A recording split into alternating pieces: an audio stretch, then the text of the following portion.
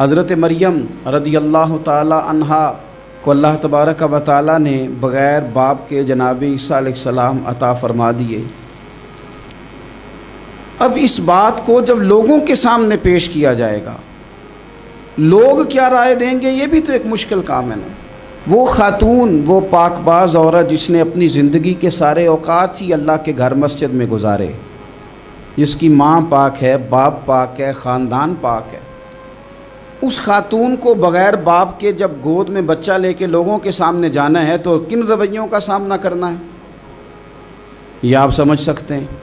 किसी शायर ने कहा था कि उलझे उलझे बिखरे बिखरे रोज़ो शब देखेगा कौन, लोग तेरा जुर्म देखेंगे सबब देखेगा कौन। लोग तो ज़ाहिरी हालात को देखते हैं और फ़ैसला कर देते हैं, सबब क्या हुआ था, वजह क्या बनी थी, तस्वीर का दूसरा रुख क्या, इस पर तो गौर ही कोई नहीं करता। और फिर मखलूक तो फ़नकार है इस दर्जा के पल भर में, संगे दरे काबा से भी असनाम तराशे, तुम कौन हो क्या चीज़ है दागे कबाबी। लोगों ने तो मरियम पे भी इल्ज़ाम तराशे, बड़े बड़े बाइज़्ज़त बावकार लोग, और ज़रा सा कहीं कोई नुक्ता लोगों को नज़र आता है तो लोग उस नुक्ते को बहुत बड़ा किस्सा बना लेते हैं, बहुत ज़्यादा दास्तान सराई करते हैं, नेक लोगों को बड़ी तकलीफ़ पहुंचाते हैं। लेकिन अगर वो शख्स सच्चा है और अपने रब की बारगाह में वो साफ़ है तो फिर उसे ज़्यादा वजाहतें देने की ज़रूरत भी नहीं। और वैसे भी जब लोग बहुत ज़्यादा मुखालफत कर रहे हों तो वजाहतें देना काम भी नहीं आता, उस वक़्त सफाई दे के इंसान मज़ीद उलझता चला जाता है।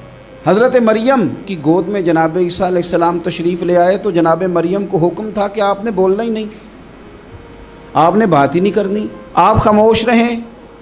वो खामोश हैं, बच्चा पंघूड़े में है, कौम के सामने है, तो कौम बड़े सख्त नज़रों से देखती है, बड़े सख्त जुमले कहती है। और उन्होंने कहा कि मरियम ये बच्चा कहाँ से आ गया, आप भी नेक, आपका बाप भी नेक। तो जनाब मरियम ने क्या कहा, कुरान मजीद सूरह मरियम की आयत नंबर 29 देखिए, फ़अशारत इलैहि, तो जनाब मरियम ने ना पंघूड़े की तरफ इशारा किया, जनाब ईसा की तरफ इशारा किया, तवज्जो उधर की, फ़अशारत इलैहि, बच्चे की तरफ इशारा किया, गोया इससे पूछ ले तो कौम क्या कहती है। उन्होंने कहा कालू कैफ़ा नुकल्लिमु मन काना फिल महदी सबिया, ये कैसे बात करेगा, ये तो पंघूड़े में बच्चा है। पंघूड़े में बच्चे भी कभी बोले हैं, वो बोलते हैं भाई, पर जब रब चाहे और जब अल्लाह अपने बंदों को साफ़ करना चाहे और जब रब अपने बंदों की इज़्ज़तों का महफूज बने तो बच्चे पंघूड़ों में भी बोलते हैं। जनाब यूसुफ के लिए भी बोला था, जनाब ईसा भी पंघूड़े में बोले थे, जनाब जुरैज के लिए भी बोला था। बच्चे बोलते हैं, लेकिन कब, जब रब चाहे। कैसे बोलेगा, ये तो पंघूड़े में है। लेकिन जब उन्होंने देखा ना बच्चे की जानिब, आपने मुंह से नहीं कहा, वहाँ तो हुक्म था चुप रहना है, वो खामोश थी। पंघूड़े की तरफ इशारा करके कहा उससे पूछ लो जो पंघूड़े में है। तो जनाब ईसा पंघूड़े से बोले और सीधे हाथ के इशारे कर कर के बोले, क्या कहते हैं, फरमाने लगे काला इन्नी अब्दुल्लाह। ईसानियों ने कल कला को कहना था ना वो अल्लाह के बेटे हैं, तो उन्हें बात ही यहाँ से शुरू की, कहने लगे लोगों सुनो मैं अल्लाह का बंदा हूँ। बात शुरू यहाँ से की, जो कल बात होनी थी आज उसका इजहार किया, कहने लगे इन्नी अब्दुल्लाह, मैं अल्लाह का बंदा हूँ। आतानी अल किताब, मुझे किताब दी गई है, वजअलनी नबिया, और रब ने मुझे नबी बना के भेजा है। 10 मिनट पहले जनाब मरियम के बारे में राय लोगों की और थी और 10 मिनट के बाद और थी। 5 मिनट पहले बातें और थीं और 5 मिनट के बाद बातें और थीं। जब रब बंदोबस्त कर दे, जब अल्लाह एहतमाम कर दे, मेरे भाई ज़रूरी तो नहीं कि हम परेशान ही रहें कि यार ये काम मैंने किया नहीं, मेरे खाते डाल दिया गया, यार इस जुर्म का मैं मुजरम ही नहीं और मेरे मुंह पे स्याही मलने की कोशिश की जा रही, ये मेरा खाता ही नहीं और लोग मुझे तकलीफ़ दे रहे हैं। ज़रूरी नहीं कि आप ही वजाहत करें, मेरा रब भी बंदोबस्त फरमा दिया करता है। और जो एहतमाम अल्लाह करता है ना, जो बंदोबस्त रब करता है, आजमाइश आ जाती है, बड़े बड़ों पे आ जाती है, लेकिन बाज़ औक़ात बड़ी तकलीफ़ होती है जब उस बंदे को लोग कटहरे में खड़ा कर दें जिसका जुर्म ही कोई नहीं, उस शख्स से लोग सवाल जवाब शुरू कर दें जिस बेचारे के ख्याल में भी वो बात नहीं, फिर वहाँ वजाहतें देना, ना करदा गुनाहों की वजाहतें देना, ये बड़ा बोझ बनता है, बड़ी तकलीफ़ होती है। और लोग करते हैं ये काम। फिर अल्लाह ताला जब बंदोबस्त फरमाए, सही बुखारी में हज़रत जुरैज का ज़िक्र फरमाया। जुरैज नफल पढ़ रहे थे, माँ ने आवाज़ दी, वो आ नहीं सके, नमाज में थे, माँ नाराज़ हो गई। उसने हाथ उठा के कहा, अल्लाह ये उतनी देर तक मरे ना जब तक किसी बुरी औरत का मुंह ना देख ले। किसी और की दुआ के लिए सनद नहीं है कि वो तेरे हक़ में ज़रूर कबूल होगी, लेकिन माँ बाप की दुआ के लिए मेरे नबी पाक ने सनद बयान की है। सैयद आलम सल्लल्लाहु अलैहि वसल्लम फरमाते हैं, जब भी माँ बाप औलाद के लिए हाथ उठाते हैं रब ज़रूर कबूलियत का शर्फ अता करता है। तो जहाँ सनद मौजूद है ना, कुछ इफ्तिताह अब्बा जी से भी करा लेने चाहिए। कुछ काम शुरू करने से पहले सिर्फ अम्मा से ही दुआ करा लेनी चाहिए। ये वाला इफ्तिताह भी बड़े काम का है, क्योंकि यहाँ सनद बयान कर दिया मेरे नबी करीम। तो जनाब जुरैज की माँ नाराज़ हो गई, कहने लगी, अल्लाह इसने मेरी बात नहीं सुनी। अब थे तो वो नेक, लेकिन रब करीम की हिकमत का तकाजा है, माँ की दुआ को भी कबूल करना था। अल्लाह ने आजमाइश में मुब्तला कर दिया। वालदा तो चली गई, वो एक खैमे में, एक कुटिया में, एक झोंपड़ी में इबादत करते थे, अल्लाह को याद करते थे, रब रब करते थे, और लोग उनकी बड़ी तारीफ़ भी करते थे। लोग उनके इरादतमंद भी थे, अकीदतमंद भी थे, अहले मोहब्बत भी थे। एक औरत आ गई, बस वो अल्लाह की हिकमत पूरी होनी थी। उसने आके पहले तो उन्हें अपनी तरफ माइल करना चाहा, जब ना माइल हुए तो इल्ज़ाम लगा दिया। ये हमारे दौर का तकाज़ा है, लोग पहले आपको अपने हक़ में कायल करते हैं, अपनी फर्मा बरदारी में लाना चाहते हैं। अगर आप नहीं आते तो फिर वो आपको मुजरम करार दे देते हैं, या मेरे साथ चल वरना फिर मैं तेरे खिलाफ़ प्रोपेगेंडा करूँगा। दो ही बातें। पहले उसने कायल किया, जब जनाब जुनैद कायल ना हुए तो उसने करीब एक चरवाहा था, उस चरवाहे के साथ जाके मुँह काला किया। मुकर्रा वक्त पे बच्चा पैदा हो गया। लोगों ने कहा किसका है? कहने लगी इस खानका में, इस हुजरे में इबादत करने वाले का है। अगर किसी दीनदार पर ज़रा सा भी इल्ज़ाम लग जाए तो आप यकीन करें कि बड़े बड़े खौफनाक लोग भी नेक हो जाते हैं। जिनका अपना सारा माजी काला स्याह हो वो भी उजालों के राहबर बन जाते हैं। जिनकी अपनी ज़ुबानें सारी ज़िंदगी आलूदा रही हों वो भी बड़े बड़े आला सच बोलने लगते हैं। आला कच्चे मेरे मकान की दीवार क्या गिरी, लोगों ने तो मेरे सहन में रस्ते ही बना लिए। बड़े लोग आ जाते हैं, फिर बड़ा कुछ करते हैं और बड़े बड़े खौफनाक जुमले कसते हैं। बस को नुक्ता जो हाथ आ गया, ऐसा जैसे गिरने का इंतज़ार कर रहे थे। अब जनाब लोग उठे, एहतजाज शुरू हो गया, शोर पड़ गया। ये बाबा बड़ा नेक बनता था, नफल पढ़ता था, इबादतें करता था, देखो इसका हाल क्या है कि इसने नाजायज़ बच्चा पैदा किया। बग़ैर तहकीक के मैं कह चुका हूँ कि उलझे उलझे बिखरे बिखरे रोज़ व शब देखेगा कौन, लोग तेरा जुर्म देखेंगे सबब देखेगा कौन। लोग तेरा जुर्म देखेंगे सबब कोई गौर नहीं करता कि वजह क्या थी। ओ भाई कुछ तो मजबूरियां रही होंगी, यूं ही कोई बेवफा नहीं होता। इल्ज़ाम लगा दिया, शोर हुआ, एहतजाज हुआ, दुनिया इकट्ठी हुई, उनका उन्होंने उजरा गिरा दिया, मारा भी, पीटा भी, एक नेक आदमी को बदनाम भी किया, बुरा भला भी कहा, गालियां भी दी, जो कर सकते थे किया। अब जब सज़ा देने लगे ना तो जनाब जुरैज कहने लगे थोड़ी सी इजाज़त देते हो, मार तो तुमने देना ही है। कहा जनाब ठीक है देते हैं। उन्होंने कहा सिर्फ 2 नफल पढ़ने हैं। अब वो नफल पढ़ रहे थे तो लोग उस वक़्त भी कह रहे थे फ़राड ही कर रहा है, धोखा ही दे रहा है। चूँकि ज़हन बन गया ना, बदगुमानी आ गई। उन्होंने 2 नफल पढ़ के हाथ उठाए, कहा अल्लाह जाना तो मैंने है, पर इस रुसवाई के साथ जनाजे तक नहीं ख़राब हो जाते, कब्रें तक नहीं लोग बदनाम कर देते। कहा अल्लाह जाना तो है, फिर इस रुसवाई के साथ तो मेरी मदद फरमा। अब तो मेरा केस तेरी ही अदालत में है, तू रहमत का दरवाज़ा खोल। हाथ उठाए, दुआ मांगी, नफल पढ़े, पूरे मजमे पे नज़र दौड़ाई, कोई नहीं था सपोर्ट करने वाला। कल तक जो कहते थे ना तेरे लिए जिएंगे, तेरे लिए मरेंगे, सारी उम्र ही आटा गुद्दा है, लखा कीते नहीं पेड़े। अब वक़्त आया ही ते मोहम्मद बख्शा कोई नहीं हो बैठा नेड़े। एक बंदा भी नहीं था, वोटर सपोर्टर साथ देने वाला कोई नहीं था। तो जनाब जुनैज बच्चे की तरफ इशारा करके कहने लगे कोई नहीं बोल रहा, तू ही बोल के बता दे तेरा बाप कौन है, तू ही बोल के बता दे कौन है। अल्लाहु अकबर। मेरा रब जब चाहे तो बच्चे बोलते हैं, रब चाहे तो गूंगे बोलते हैं, रब जब चाहे तो फिर पत्थर भी बोलते हैं। जब कहा ना तू ही बता तो बच्चा बोला और बोल के कहने लगा मेरा बाप जुरेज नहीं, मेरा तो वो है जो बकरियां चराने वाला है, वो मेरा बाप। जब रब करीम ने तौफीक दी तो बच्चा बोल पड़ा। जब रब बंदोबस्त करता है किसी की इज्जत की हिफाजत का तो फिर कोई उसे रुसवा कर सकता। याद रखना, जब रब मुहाफिज हो तो फिर लोगों का प्रोपेगेंडा वहां कुछ कर सकता। लोग कई दफा बड़ा गहरा जाल बुनते हैं, साजिश का रंग बड़ा गहरा होता है, आम सादे आदमी उसको समझ नहीं पाते, उस प्रोपेगेंडे का हिस्सा हो जाते हैं, उन्हें पता ही नहीं चलता ये बात दरअसल क्या की जा रही है। ये कितनी गहरी हसद की आग है जिसको लोग बुग़्ज़ के साथ हवा दे रहे हैं, अपनी अदावत के साथ उसको ज़्यादा जला रहे हैं। हज़रत सैयदना आयशा सिद्दीक़ा रज़ियल्लाहु ताला अन्हा बयान करती हैं, और लुत्फ़ की बात ये भी बुखारी में मौजूद है। मैंने जनाब जुनैद का किस्सा अर्ज़ किया तो बुखारी से, ये अर्ज़ कर रहा हूँ तो बुखारी से। ये वाक़या मैं हुजूर की उम्मत के किसी वली का बयान करता तो लोगों ने कहना था हमारी समझ में ही नहीं आता। बाज़ लोगों का ख्याल है कि दाता साहब की करामत भी नबी पाक की बयान करें। ओ खुदा के बंदों को ख्याल करो, दाता साहब तो कई सौ साल बाद आए हैं, वहाँ अगर कोई करामत होगी तो हुजूर बयान करेंगे। अगर नबी करीम ने पिछले बनी इसराइल के वलियों की करामतें बयान करके तुम्हें बताई हैं तो उसका माना ये है कि अगर वहाँ अल्लाह ये शान अता कर सकता है तो तुम तो उम्मतों की सरदार उम्मत हो, उन पर तो निरा फजल है, तुम पर तो रब का फजल कबीर है। तो बस लोग समझने को तैयार नहीं, पिछलों की मान लेते हैं।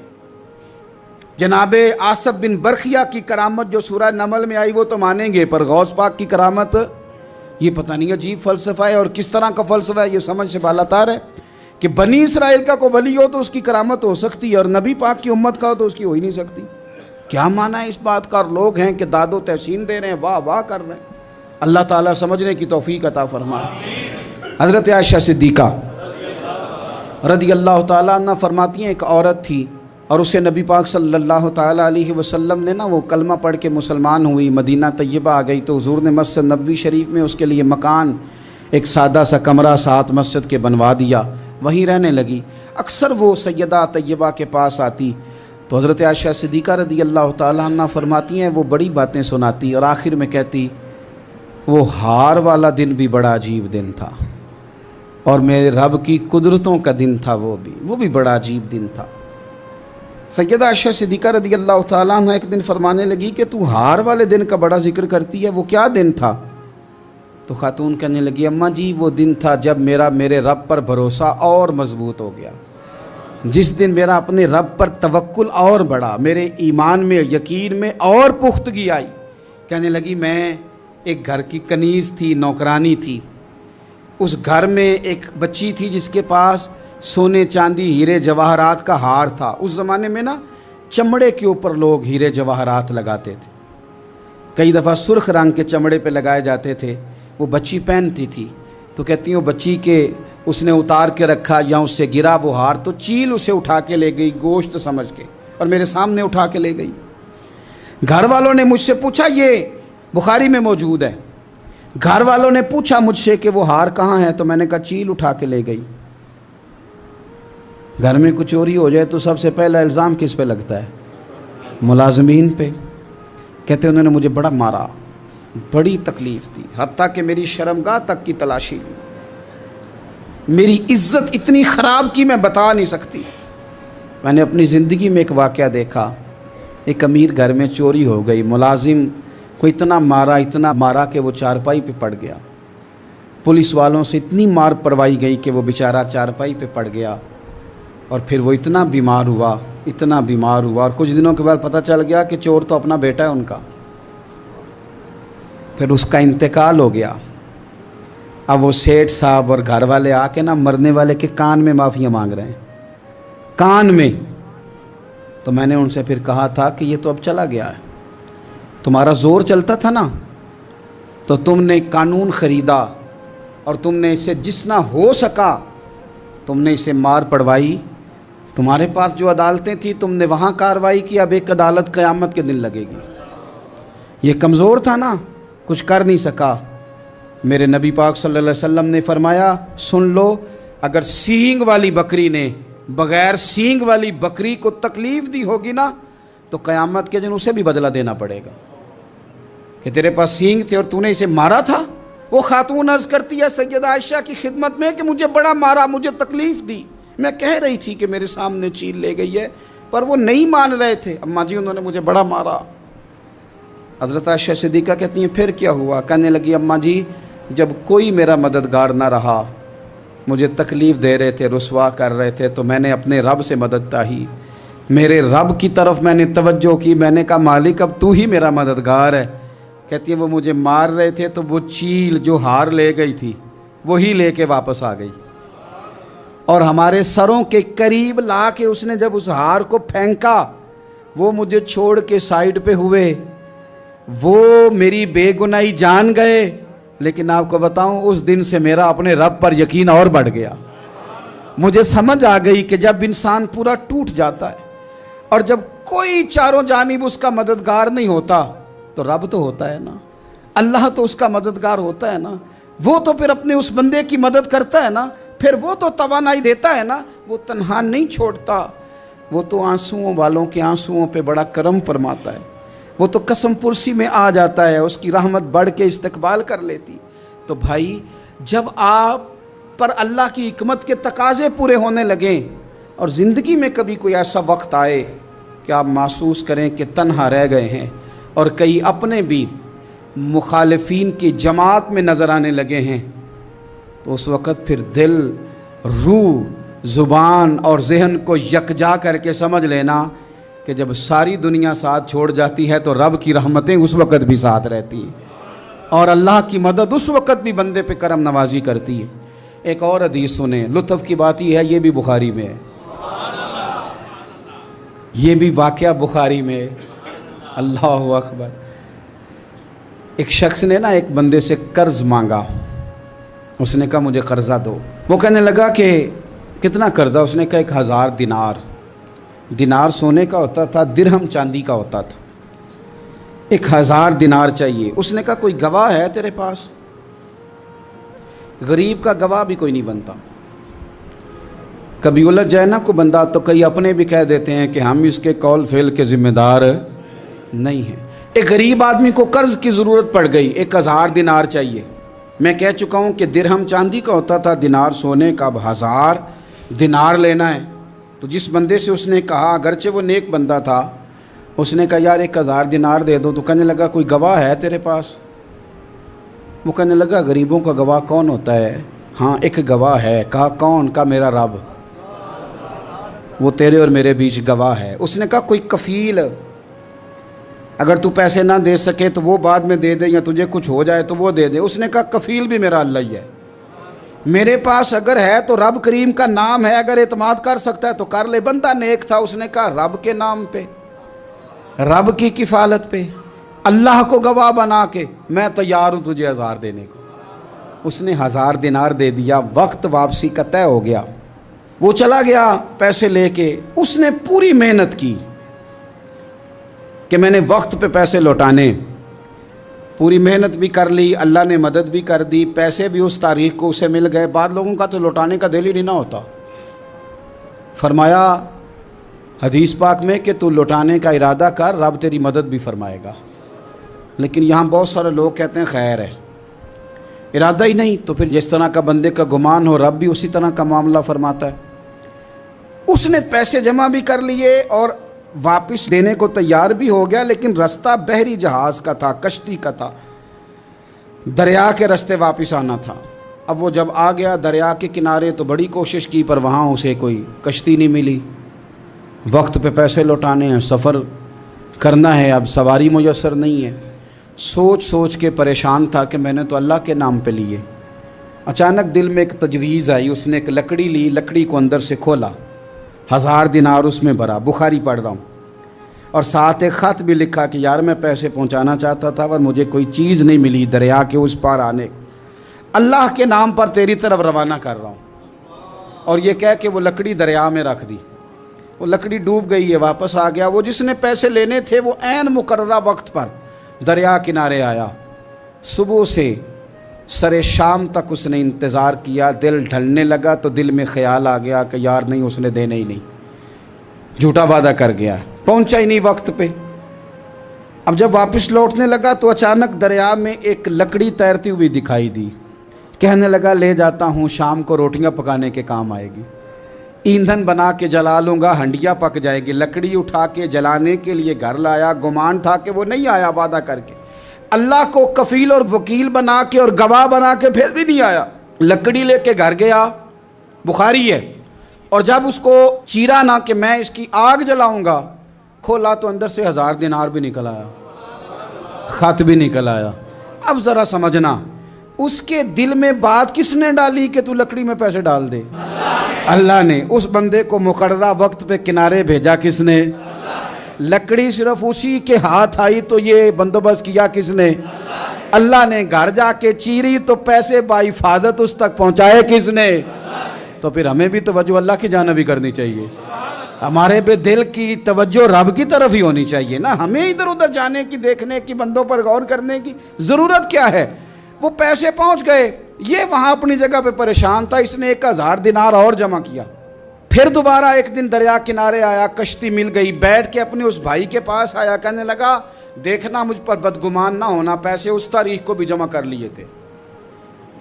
दरिया पे आया था पर कश्ती नहीं मिली थी, फिर मैंने ना लकड़ी में डाल के, खत डाल के तेरी तरफ भेज भी दिए थे, लेकिन आज मैं फिर लेके आ गया हूँ। वो कहने लगा खुश हो जा, जिस रब को तूने मेरा और अपना गवाह बनाया था उस रब ने मेरे तक पहुंचा भी दिए हैं। जब लोग अल्लाह को गवाह बनाते हैं, रब की जानिब अपनी तवज्जो करते हैं, अपनी चाहतों, ख्वाहिशात और अपनी सारी चिट्ठियां अपने रब करीम की रहमत की तरफ रवाना करते हैं, फिर अल्लाह अपने बंदों को मायूस नहीं करता, अल्लाह अपने बंदों को नवाज देता है।